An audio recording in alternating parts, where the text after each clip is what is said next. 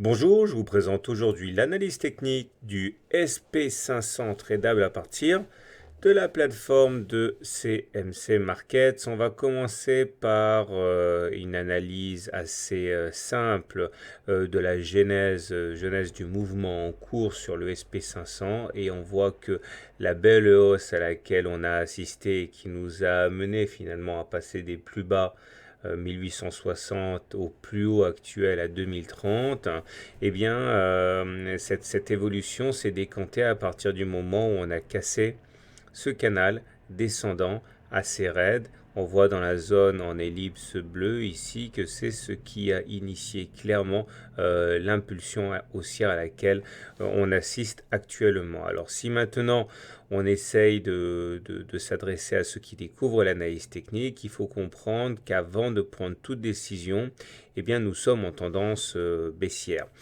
Nous sommes en tendance baissière du moins au regard de la théorie de Weinstein, puisque au regard de cette théorie, nous sommes toujours en dessous d'une moyenne mobile à 30 semaines qui descend, ce qui veut dire qu'au regard des critères de Weinstein, on est toujours baissier. Chaque bougie correspond ici à une semaine de cotation.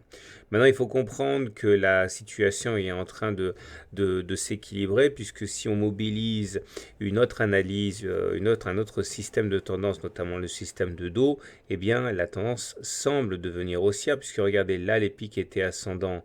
On était en tendance haussière avec des creux ascendants aussi, puis on a connu une traversée du désert avec des pics qui sont devenus descendants et des creux qui sont devenus descendants, ce qui nous mettait dans une situation très délicate sur l'SP500. Or, grâce à la belle semaine qui vient de s'achever, on vient d'inscrire un pic supérieur plus haut que le pic précédent, dans un contexte où les creux sont également ascendants. Clairement, on est comme dans cette configuration-là. Ça veut dire qu'au regard de la théorie de dos, on a basculé maintenant en tendance haussière. Alors, graphiquement et toujours pour ceux qui découvrent l'analyse technique, le plus important à comprendre, c'est que nous sommes compris dans une zone entre 2020 et 2040, ici qui est cruciale.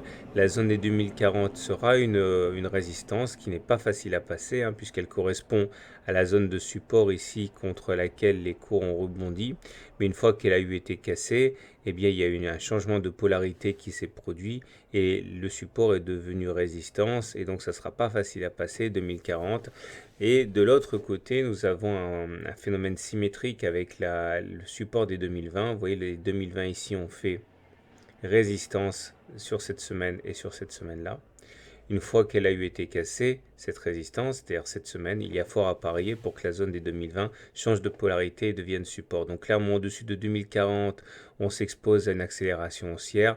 En cas de clôture sous les 2020, on s'expose à une accélération baissière. Passons maintenant à une analyse de niveau 2. Pour ceux qui connaissent un peu l'analyse technique, on va mener une analyse chartiste et une analyse des indicateurs techniques. Là, on change d'unité de temps. On est en unité de temps journalière. Chaque bougie correspond à une journée de cotation. Et on voit que les cours sont clairement en train d'évoluer à l'intérieur d'un grand canal. Les oscillations sont très précises. On voit que les traders sont ici aux commandes. Et si on devait aller au bout du mouvement oscillatoire auquel on assiste maintenant depuis plusieurs semaines, il faudrait attendre les cours sur à peu près la zone des 2060 qui correspond à un impact contre le haut du canal. Maintenant, si on essaie de voir un petit peu plus loin, on aura donc deux choses. Soit on casse le canal et dans ce cas, l'objectif est assez facile à établir. Il suffit de prendre la hauteur du canal. Cette hauteur devant être reportée au-dessus du point de cassure, ce qui nous donnerait le ralliement de cette oblique ici aux alentours de 2220-2230. Ça sera pas fait en deux jours, puisque c'est au contraire plusieurs semaines qu'il faudrait envisager de passer avant d'aller chercher l'objectif. Par contre, si on devait échouer à passer les 2060, eh bien, on peut tout à fait envisager d'effectuer une nouvelle rotation baissière et pourquoi pas aller chercher les 1900 comme ça a été le cas ici lors du contact avec le bas du canal. Donc il faudra surveiller de près la zone de 2060 qu'il faudra impérativement casser si on veut pérenniser le mouvement en cours. Alors maintenant les indicateurs techniques, toujours en unité jour. Tout est bien orienté, on voit que le MACD est au-dessus de son signal.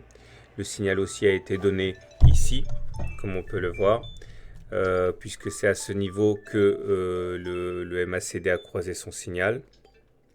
Nous avons également le stochastique qui est dans sa zone de surachat. Ici, ça c'est une bonne chose. Le signal a été donné ici. Quand on est en zone de surachat, on est bien orienté.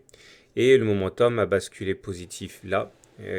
Donc depuis, on est en tendance haussière. Alors attention, ce qu'il faudra donc surveiller pour devenir prudent, hein, c'est le phénomène inverse, à savoir un MACD qui croiserait son signal à la baisse, comme ça a été le cas ici, ou un stochastique qui sortirait de sa zone de surachat, comme ça s'est produit là, ou encore un momentum qui deviendrait négatif. On voit que ce sont autant de signes qui sont avant-coureurs d'une correction plus ou moins marquée, donc à surveiller de près. On va terminer avec une analyse de type Ishimoku. Alors là aussi, on voit que la tendance est vraiment en amélioration. Regardez, lorsqu'on était en dessous du nuage, ça c'est le nuage. Quand on était en dessous du nuage, on était vraiment dans une situation de vulnérabilité baissière. Là, c'est l'inverse qui s'est produit, hein. Depuis quelques semaines, on est maintenant passé au-dessus du nuage. On a eu du mal, 2 séances de suite, on a hésité. On a finalement réussi à casser le nuage ici. On a fait notre throwback, c'est-à-dire notre retour sur le nuage, qui a d'ailleurs également changé de polarité. Après avoir été résistance, il est devenu support. Et depuis, eh bien, on profite de l'impulsion. Il faudra bien sûr comprendre que au niveau des supports, on a la Tenkan, donc actuellement à 1990, qui est toujours difficile à casser, du moins très souvent. On aura également la Kijun qui nous servira de support et bien sûr le nuage. Si par contre on devait passer en dessous du nuage, là on risquerait d'avoir une nouvelle difficulté. Donc si on essaie de faire le bilan, la tendance baissière est en train de s'épuiser, hein, puisqu'on est toujours baissier au regard de la théorie de Weinstein, mais plus au regard de la théorie de Dow, donc ça s'équilibre et on est toujours en train de profiter du rebond technique qui semble se pérenniser.